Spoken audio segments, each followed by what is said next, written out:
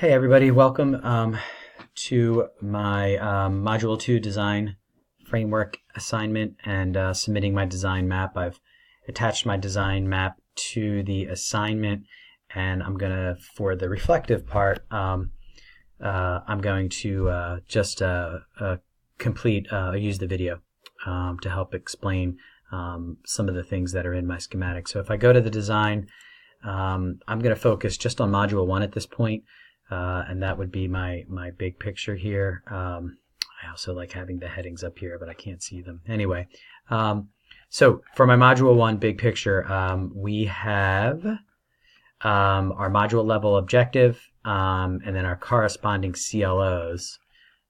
So there are my module level objectives.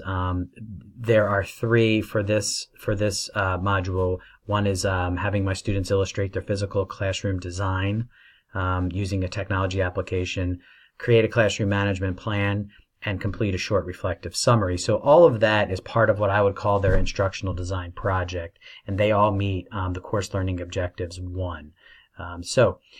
For these last three sections here, for my assessments and then my learning activities and my instructional materials, I have basically two big assessments. One's a formative assessment, and I'm hoping that I'm doing this the right way, but my formative assessment is really monitoring my discussion boards, and I provide them with the opportunity to answer both a required question in their discussion board and a choice question. And so I use the discussion boards as kind of ways for them to kind of submit their thoughts, but I want their thoughts to be detailed. And so that's kind of one assignment. And then the other assignment is really this instructional design project, which involves them, submitting to me this aerial view of their classroom, a really detailed classroom management plan, and then them thinking about how they summarize that. And so I have a rubric created for them to grade that summative assessment tool. So over here, get a little bit more specific about the activities. They're required, to read their assigned chapters and watch the instructor lecture videos, both TED Talk videos as well as some YouTube videos.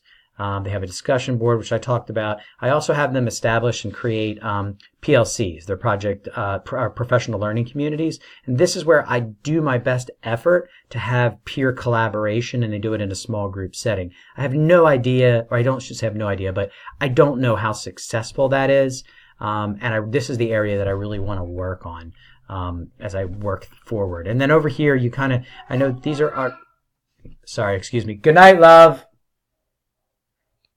And so here are their activities. Course readings. Sorry, that was my 2-year-old. I know you do. She's got to go to the dentist.